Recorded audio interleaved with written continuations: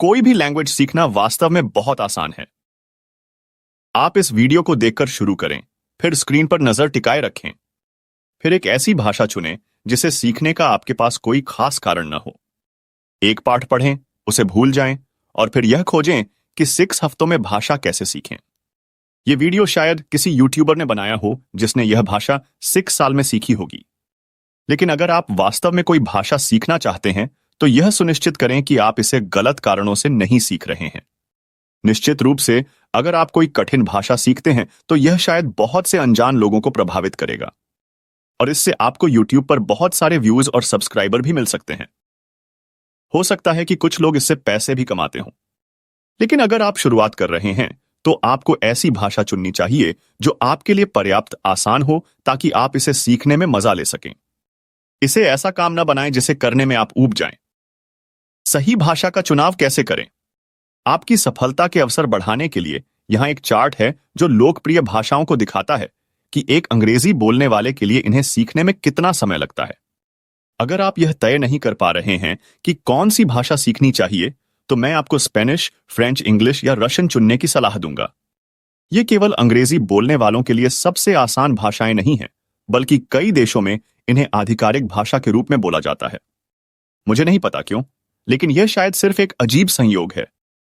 हालांकि अगर आप कठिन भाषा के लिए जाना चाहते हैं तो यह भी संभव है। बस खुद से यह सवाल पूछें, क्या मेरे पास सही प्रेरणा है? उदाहरण के लिए, एनीमे समझने की इच्छा आपको जापानी सीखने के लिए एक दिन से ज्यादा प्रेरित नहीं कर पाएगी। हालांकि मेरे दोस्त स्पेनिश बोलते हैं और मैं उन्हें समझना चाहता हूं, एक अच्छी प्रेरणा है। कुछ लोगों को स्कूल के लिए भाषा की कक्षा लेनी पड़ती है, लेकिन केवल यह कारण पर्याप्त नहीं है, क्योंकि आपकी उंगलियां फिसल सकती हैं और आप गलती से अपने सारे असाइनमेंट डीपीएल पर पेस्ट कर सकते हैं। हालांकि ब्रिटिश ने मेरे देश पर आक्रमण किया और मुझे अंग्रेजी सीखनी है ताकि मैं बच सकूं। यह एकदम सही प्रेरणा है और अब तक यह काफी सफल भी रहा है। लैंग्वेज लर्निंग प्रोसेस, अब जब आपने अपनी भाषा चुन ली है तो सीखने का आसान हिस्सा शुरू होता है।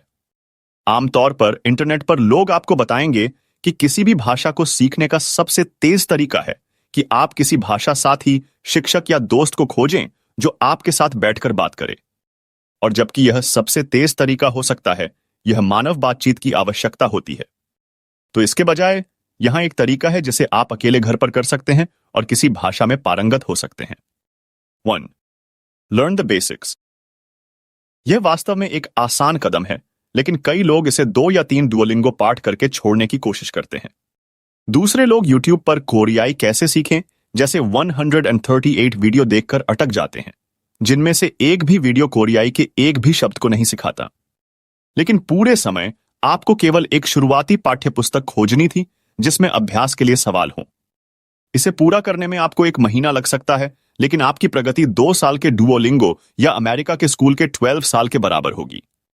और आप इन किताबों को मुफ्त में पा सकते हैं, बस गूगल पर शुरुआती फिर भाषा पाठ्यपुस्तक PDF टाइप करके। 2. सुनने का अभ्यास करें। अब जब आप शुरुआती पुस्तक पूरी कर चुके हैं तो सुनने का अभ्यास करने का समय है। अभी आपको बोलने की चिंता करने की जरूरत नहीं है, क्योंकि पहले आपको यह सीखना होगा कि वह भाषा वास्तव में कैसी सुनाई देती है। इसका सबसे आसान तरीका है उस भाषा में YouTube वीडियो देखना। इसका विचार यह है कि आप सब कुछ समझने की कोशिश न करें, लेकिन वीडियो देखकर और जो आप समझते हैं उससे संदर्भ क्लूज का उपयोग करके आप धीरे धीरे बिना जाने ही भाषा को समझने लगते हैं। यह विशेष रूप से प्रभावी है क्योंकि हर भाषा में केवल कुछ हजार शब्द होते हैं जो नियमित बातचीत में उपयोग किए जाते हैं।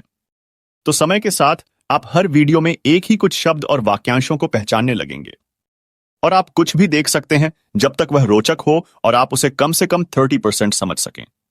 अगर कोई वीडियो गिबरिश जैसा लगे तो यह आपकी गलती नहीं है, वे शायद बहुत तेज बोल रहे हैं।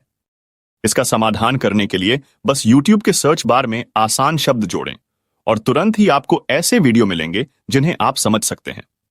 स्वचालित कैप्शन भी बहुत मदद करते हैं क्योंकि आप रिवाइंड कर सकते हैं और उन शब्दों को देख सकते हैं जिन्हें आप नहीं जानते। 3. बोलने का अभ्यास। अब जब आप देख सकते हैं कि आप जो देखते हैं उसका कम से कम 70% समझ रहे हैं, तो समय है तीसरे कदम को अपनाने का, बोलने का अभ्यास। इसमें वीडियो देखना जारी रखें, लेकिन अब हर महत्वपूर्ण वाक्य के बाद उसे पॉज करें और जोर से दोहराएं। ऐसा करने की कोशिश करें जैसे आप किसी वास्तविक व्यक्ति के साथ बातचीत कर रहे हों। और यहां तक कि विभिन्न संभावित स्थितियों के बारे में सोचें जहां आप उस वाक्य का उपयोग कर सकते हैं। जब भी आपको कोई वाक्य बहुत उपयोगी लगे तो उसे अपनी नोटबुक में लिख लें। आप शायद उस नोटबुक को कभी दोबारा नहीं देखेंगे, लेकिन लिखने का अभ्यास करना अच्छा है। किसी भी समय जब आपको लगे कि आप बोलने के लिए तैयार हैं, कैमरे के सामने बैठें और खुद को रिकॉर्ड करें। बस अपने दिन के बारे में बात करें, आपने क्या किया और आप किस चीज की प्रतीक्षा कर रहे हैं। अगर आप कभी भूल जाएं कि कुछ कैसे कहा जाता है तो अंग्रेजी में भर दें और आगे बढ़ें। बाद में आप रिकॉर्डिंग को वापस देख सकते हैं और जो आपने नहीं कहा उसे डीपीएल या रिवर्सो कॉन्टेक्स्ट की मदद से देख सकते हैं। 4. सेल्फ लर्निंग प्रोसेस बाहर से। यह तरीका थोड़ा अकेला लग सकता है, लेकिन अगर आपने किसी को यह कहते सुना है कि वे स्वशिक्षित हैं, तो यही प्रक्रिया वे अपना रहे थे। और बस यही है, अगर आप भाषा के बारे में पढ़ते रहेंगे, यूट्यूब देखेंगे और कैमरे से बात करेंगे तो आप एक दिन उस भाषा में पारंगत हो जाएंगे। लेकिन एक दिन भविष्य में आपको यात्रा करनी पड़ेगी और आपको मूल वक्ताओं से बात करनी पड़ेगी। सौभाग्य से तब तक आप इसके लिए तैयार होंगे। भाषा सीखने की प्रक्रिया का आनंद लें। इसे बोझ न बनाएं, इसे अपनी दैनिक जीवन की खुशी का हिस्सा बनाएं। यह यात्रा न केवल आपको एक नई भाषा सिखाएगी, बल्कि आपके व्यक्तित्व को भी नया आयाम देगी। क्या आपके मन में किसी विशेष भाषा से संबंधित और प्रश्न है? मैं आपकी मदद के लिए हमेशा तैयार हूं।